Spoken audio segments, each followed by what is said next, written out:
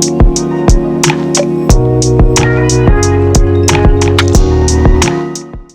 to the 11th episode of JuicedCast. I'm your host, DTX. I'm joined by my co-host, Saucyy Mango. How's it going, bro? I'm good. I'm actually doing really well. Today, I've had a really busy day, man. I've been really busy with summer school now and ramping things up, and just went for the easy foam runner drop this morning and went pretty well. How about you? How are you doing? I'm doing all right, man. I'm actually out of town right now, so, the grind doesn't stop. We're making sure that we get this podcast episode out for you guys.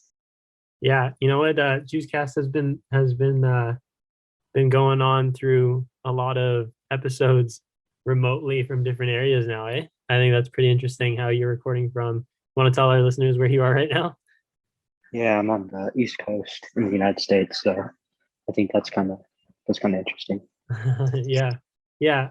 So today, we wanted to go with a little light episode, and we wanted to address where bots are these days.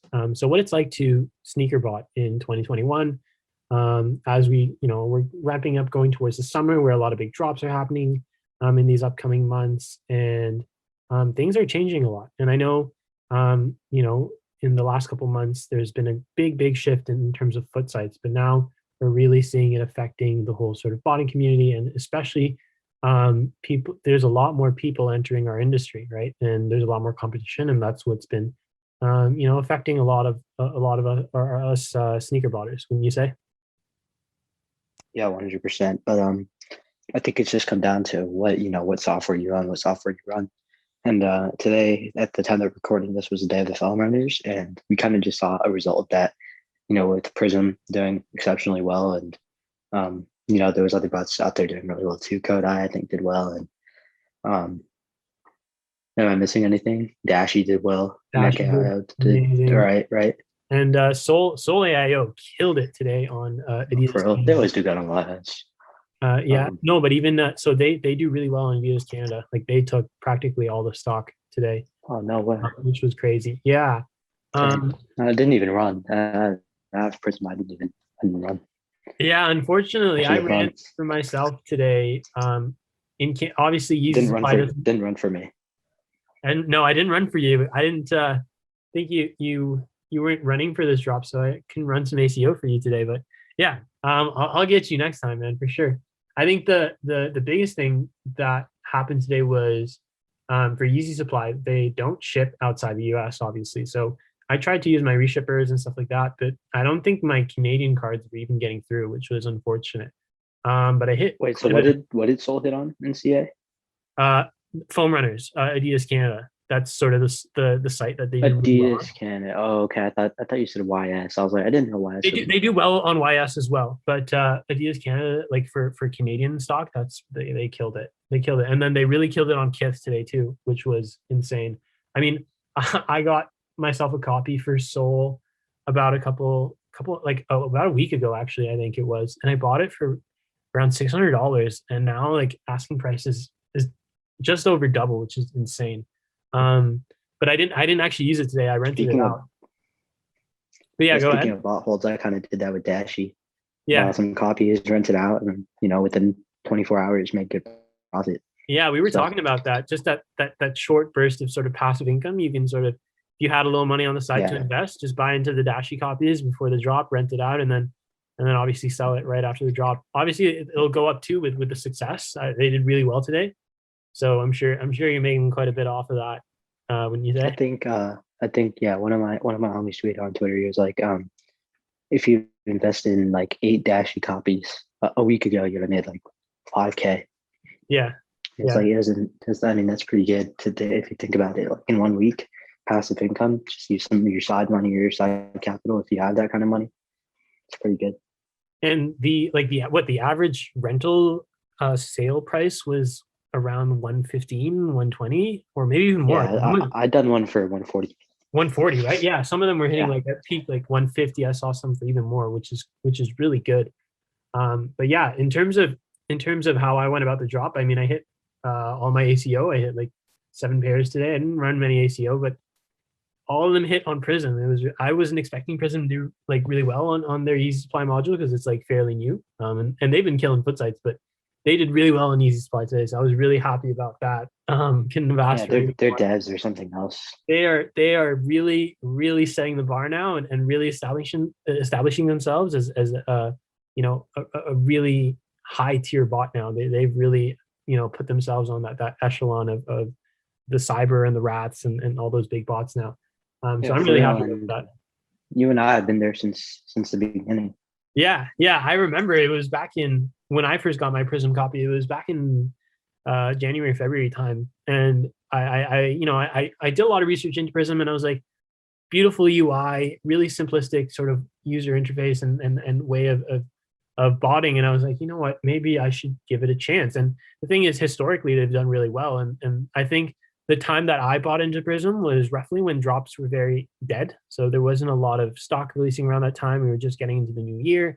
And so it was a good time to buy in. And now I'm looking back and I'm like, holy, I could have bought a couple more copies and then maybe flipped it for a couple other bots out there. But I think what I wanted to first start off with in regards to drops was sort of like how we prepare for them. I know that I'm not too sure what your situation is DTX recently because we haven't spoken too much about botting on your side, but what has it been like for you recently? Have you really been on top of botting, or have you been really more pushing out towards your ACO runners, and how do you go about that? Yeah, I'm gonna be honest. I haven't opened my bots since like Hyper Oils, or maybe before that. Maybe UNC4. No, then I think Uni Blues. Yeah, back in January. So I haven't bought in like 3-4 months. I've been relying on my ACO runners mostly. We're just buying shoes for resale. I mean, that works too. Like with foam runners, I'm buying those heavy. So if you guys are selling, you guys can DM me on Twitter, which is linked in the description below.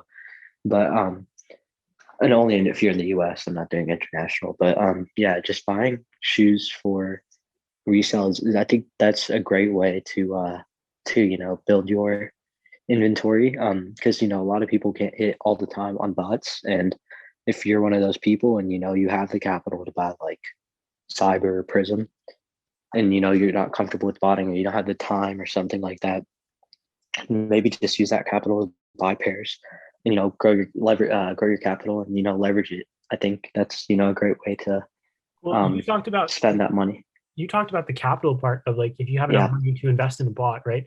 There is that route of also choosing to get pairs for resale. But I think you mentioned something which was really interesting, which was rentals, right?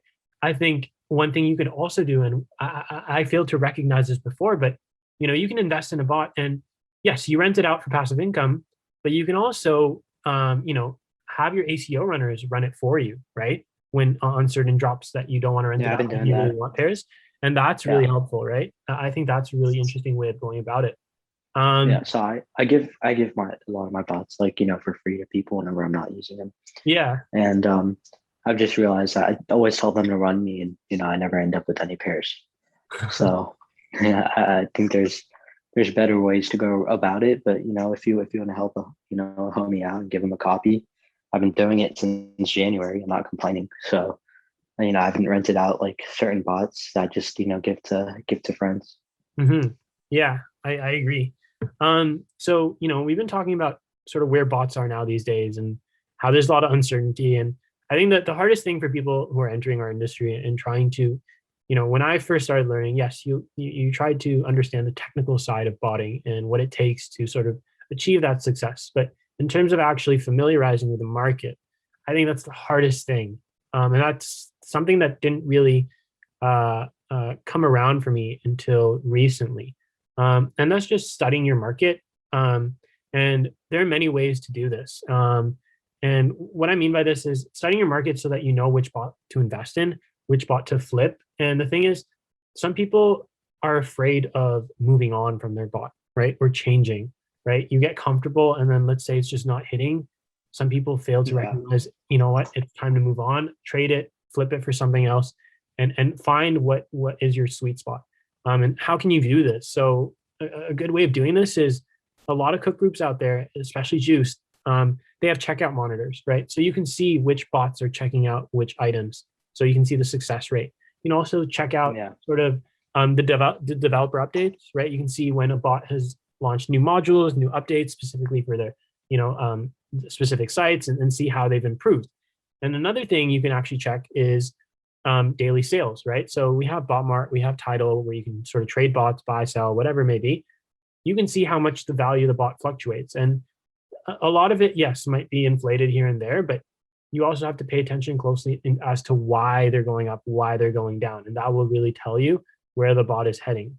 And then Yeah, finally, also 100%. rentals. And Like how many bots are being rented and why they're being rented, right? yeah, I agree with that 100%. One thing I wanted to add on with the monitors was, I know some people that just sit on like Shopify monitors or like, different kinds of monitors during their free time and Mhm. they're manual. And I've like some of them run bots too, but some of them just go manual and they make a pretty good amount of money just, sitting on monitors. So if you have time for that, I think that's, a great thing to do. Like last summer, I had the time to do that. And like, I don't anymore. I wish I did, but last summer I kind of did. I'd, just check out monitors and, um, but at the same time last year, to be fair, it was way easier to cop shoes than it is now. Let's be honest. I was talking to one of my friends about this and kind of to get off topic, but Dashy was $50. No, it was like $30 last June. And Mhm. I asked everyone, I was like, should I get some copies? And they're like, no. So Well, to be fair, if you're Dashi one of for those the people, longest time was terrible. Like they were really good back then, and then they went through a phase in the last year where they were just kind of useless at that point. And then all of a sudden they just took over again, back to where they were before. So that's sort of how it's went for Dashi. And for those of yeah, you that managed to invest in bulk copies, like when it was really low, congrats to you because you definitely were able to make quite a bit off of Dashi, I'm sure. well, the renewal Um, is kind of high. It's like yeah, 50. but that's another big thing is sort of like bot flipping and like understanding like trade value. I think that's really where you're going to be able to grow your botting arsenal. Like I myself recently, first of all, I started off when I first started botting. My two bots I had were PD Project Destroyer, which is nothing now, and Balco, and I had a Balco lifetime key, and I've had it up until recently, and I just flipped it for a Kodai license, and some of you might be asking, why'd you make that move? Like, Shopify, Balco takes stock on Shopify. Balco is a really good bot. You have a lifetime key. You don't have to pay that renewal fee, all that. But the reason why primarily I did that was first of all, Kodai holds a lot more name value and actual like money value right now. It's still worth a lot more compared to Balco. But it was also because I wanted to focus on like a specific module for the time being. I know that one of the things that we keep preaching is diversifying yourself. And I don't want to limit myself in regards to selling Balco and no longer botting Shopify. But I thought, having that combination of Prism and Kodai, being able to familiarize myself with those bots, and sort of perfect my foot site botting skills, that would take me to the next level. And Kodai also holds better value in terms of rentals. So when I don't use Kodai, I rent it out and I make good money out of that. So those are a lot of good things to consider. And when you're doing trades, it's a little easier to gauge and sort of, I want to say negotiate, right? Because I reached out to maybe, I think I spent a whole week trying to find someone to trade Kodai for. And I spent a week asking to trade Balco Lifetime straight up for Kodai. I know those of you listening right now, you're like, that's insane. No one would do that. Kodai is worth like a lot more. And the thing is, I got some interest from a couple of people, but they were asking for at least like $1,000 on top. And I just was not willing to go that route. And then I ended up, to be very transparent with you guys, I ended up paying just about like $200-300 on top of Bucko Lifetime for Kodai, which in my opinion was a very good trade. A really good deal. Yeah. So I was very happy about that. And the thing is, besides just Kodai's name, I think Kodai holds longevity. I think that's the biggest thing that you want to seek in the industry. And I know Cyber is not going in that route right now, but the thing is, I think it's primarily because their devs are focused on their 5.0 update, right? So that's where they're at. I agree. But I think Kodai will make a comeback, and I mean they've still like strong held sort of between that 4.5, 5, even over that if you want to be a little more generous with the value of Kodai right now. But the I last agree thing is like 100%. trial and error. Like I think you of all people know this is how important trial and error is for your success when it comes to botting. Yeah, 100%. I think I've talked about it in prior episodes where there's been drops I hit 0 pairs. There's been drops where I hit over 100 pairs. It just really depends on, trying out new things. You know, like you said, trial and error, trying out new proxy providers, trying out new bots, trying out new servers, if that's what you use. I've seen that you've been using, what is it called? The bare metal server? Yeah, it's a bare metal server, so it's an actual physical server that's stored somewhere. And they have better specs for the computer, so everything runs a Yeah, lot smoother. But they are a little that more seems to pricey, cook. but they do really well. I use I mean, you made Oculus it, provider. you made it back just off of the Yeezys alone. So Yeah, yeah, it's yeah, definitely worth it. But yeah, just, trying out new things. Don't give up. Um, Saucyy, I'm kind of interested. We've been asking every week. I think we should make this a weekly tradition. Can you give yeah. us a Canada COVID update? Yeah, COVID update. Well, actually, that is a very good question because June 14th is when we'll be opening back up some of our restaurants, stuff like that. So we'll be able to at least be able Oh, to okay. hang out on the patios and have some good food outdoors.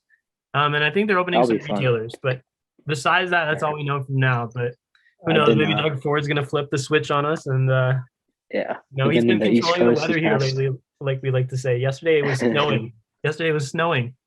Can you believe it? It was 3 in degrees May. yesterday, Wow, and today we're back at 18 degrees, which is crazy. that's crazy. In May, it was snowing. It's Yeah, crazy. I'm on the East Coast here in the U.S. and it kind of seems like vaccination rates are going up if that's something you want to do. And it yeah, seems that people are kind of going back to normal life, especially relating it to sneakers. FNL stopped app drops. Like you can't, no more app raffles. It's in line. You have to wait in line now, which yeah. I think is really, which sucks because I used to do those FNL in-store raffles, mass entries and get pairs through there. But now I can't. I have to get actual bodies and pay hourly, which is just a pain. Yeah. But it is what it is. I guess there's pros and cons to going back to normal, right? Mm-hmm. But yeah, just kind of seeing the way that it's affecting the sneaker market is kind of crazy to look at regarding like in-store drops and stuff like that. But Yeah. I've recognized that in-store drops are getting a lot more stock now that that COVID is kind of taking a back seat regarding certain things. Do that Yeah. make sense? Yeah. I mean, you and I, we were looking into. We remember we were speaking about it about a week ago or so about this raffle bot, sold out raffles for like in-store pickups in Canada. Canada, yeah. The thing is, lately a lot of people have been selling their copies because it's been a little useless lately because no one's able to really pick up anything, and all these sort of in-store releases are getting delayed. So, it is a little tougher with that for sure. Yeah, for sure. Well, Saucyy, I wish you the best this upcoming week on Footsites drops and Yeezy drops in June. That's going to go crazy. I think I'm going to get a few more copies of Dashy. But yeah, that's really all for this episode, guys. I'm sorry if it was short, but we're trying to get on top of it now, make sure that we're coming out with consistent content. If you're a Spotify listener or Apple Music listener, regarding your iTunes, regarding that, we're getting that fixed right now. We're just talking to our provider that releases our episodes for us. There's been some technical issues on that side, but we'll have all the episodes back up soon once we get that sorted out. Anything else you want to add? No, not really. I think that's all. For those of you who are listening, and I know this episode's sort of about sneaker botting in 2021. We didn't really go into specifically which bots are doing well. If that is something you guys are interested in hearing and you want us to list out sort of our top 3 bots for each module and so on, so we can certainly get into that in our next episode, dive a little deeper into that. And maybe we'll even talk about sort of how to avoid specifically cancellations, because the thing is, every site, like now we're learning slowly that cancellations are a thing, and they have different reasons for cancellations for every single sort of module and site. So I think that'd be really interesting to cover.